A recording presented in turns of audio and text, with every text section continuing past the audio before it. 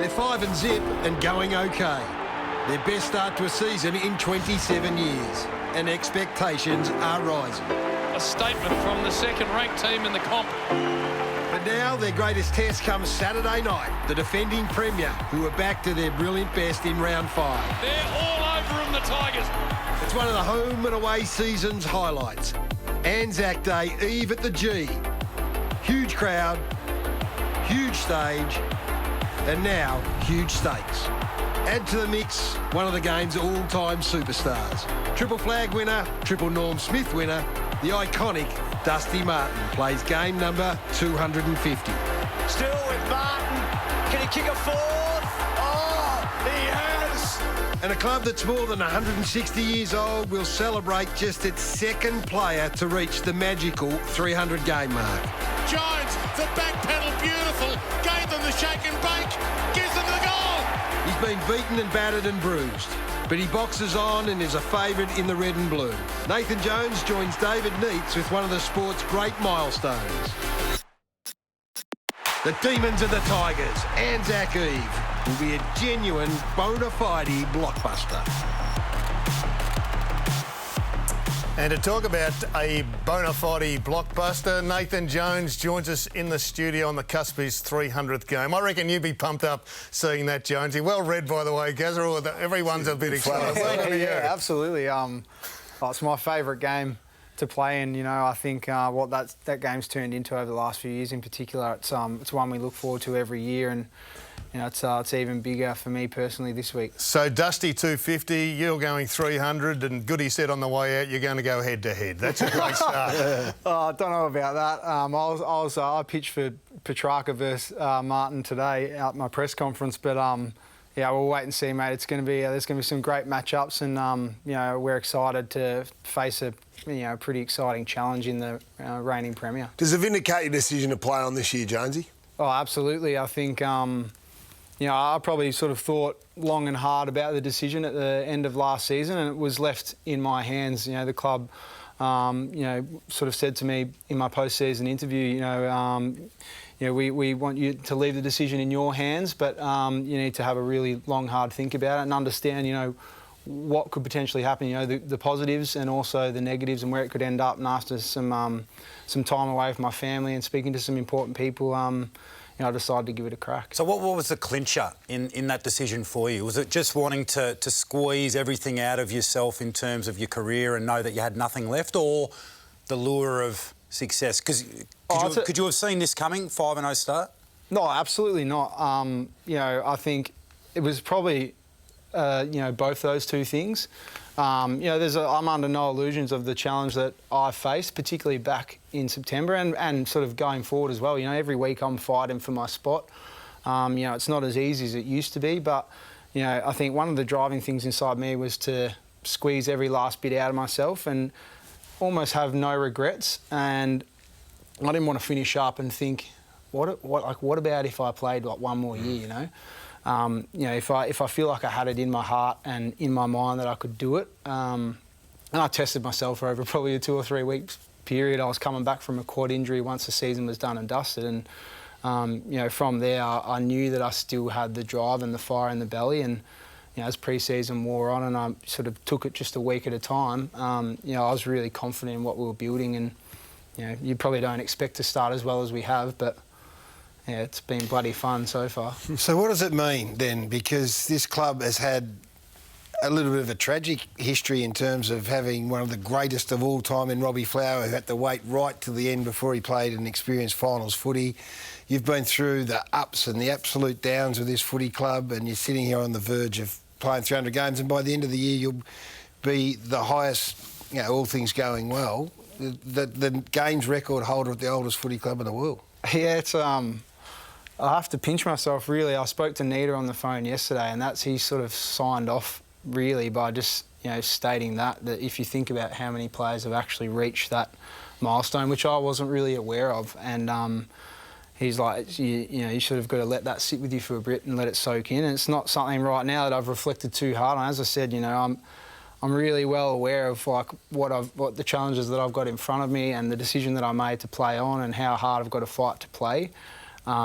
so I probably haven't appreciated it enough at the moment. And I'm also really absorbed and not wanting to make too much of this week because I'm so excited about what's going on with the club at the moment, and I feel like, the job's not done. So I stopped to smell the roses a little bit, today and tomorrow with my family and stuff, and enjoyed some time with my kids at the G today, and I look forward to running out with them. But this week in the end will be like, just another game, and one that as a club in general that we're looking forward to that next challenge. 2 kids on display, but 1 hidden away at the moment. Well, 2 hidden away at the moment. Yeah, my wife at the moment 16 weeks pregnant with twins. So, Play for another 5. You will play for another 5. Yeah, so there's a bit going on there, and she'll be due middle of September. So Oh no, all things. What have you done?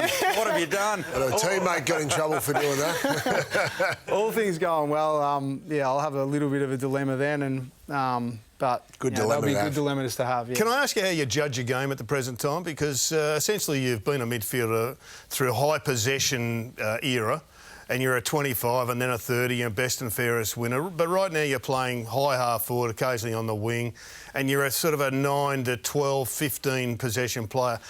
Clearly there's a lot of structural elements to your game. How do you judge it, and do you get a bit nervous about it?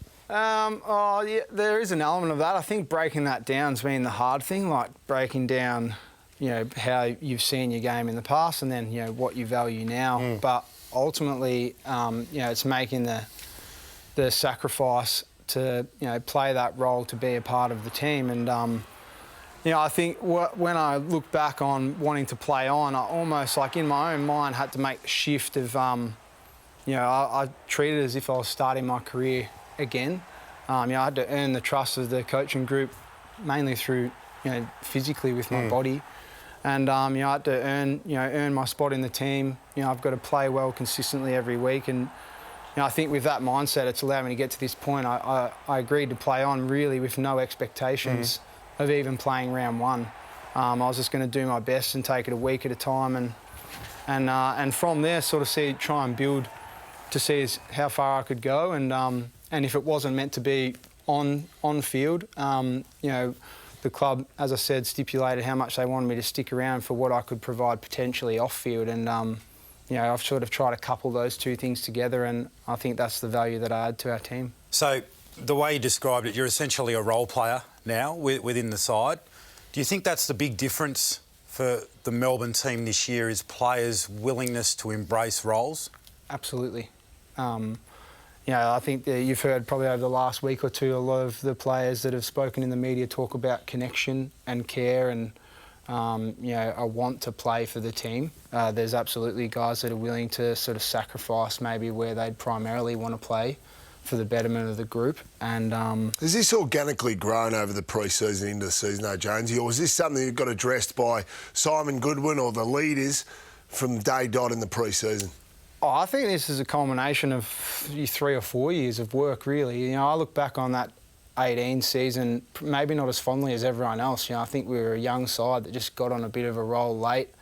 There was a huge amount of expectation that went with that. We won, 6 or 8 games, but if you think back to the middle of that year, we'd been flogged by Hawthorn, and there was a huge amount of criticism that we actually hadn't beaten many sides. And so, I don't Did the group get ahead of themselves? I wouldn't say that, but I think we struggled to deal with the expectation that came with that. There's no doubt. So there's a bit of maturity there's natural maturity in all of this as well. So there's players that you talk about who will drive standards. They're the 23, 24 years of age, and you would hope that they get a better understanding of their place in sense of self and team. Absolutely. I think that's the greatest growth that you've seen, and that's why I say it's happened over a 3 or 4 year period.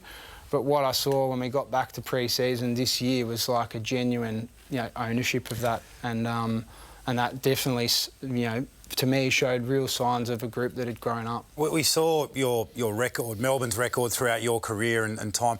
Do you play a really important role at the moment in outlining to the young guys who think they're going to play forever and think they're going to have success all the way through, just how difficult these times are to come by? Yeah, absolutely. I was absolutely honoured to have the entire footy club, all the footy team and coaches at my presser today, and I sent them a message, and that's exactly what I said to them. Was that grab hold of what we've got going on at the moment. because trust me, it can. You might think that it's all going real well. Like I played finals in my first year, in my 7th and 8th game with hair, no tattoos, and then from that point in time, you know, I didn't play finals again for 13, 14 years. So, you know, absolutely, what we've built and created and spent so much time building and you know, valuing, you know, grab hold of that.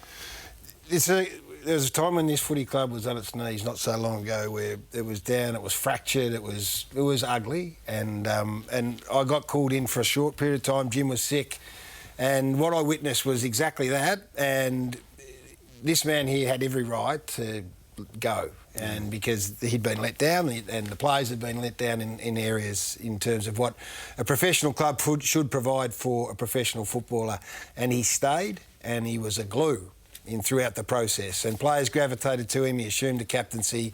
He held the joint together through a tumultuous time. So the fact that he's come back to play his 300th game, they're sitting equal top on the ladder, and they play on Anzac Eve in front of 80 or 90,000, it couldn't be more fitting, mate. So on behalf of the thousands of Melbourne faithful out there, and they are out there, they're coming back big time. Oh, they are, absolutely. We love you. You've done a fantastic job, and we're thankful for having you.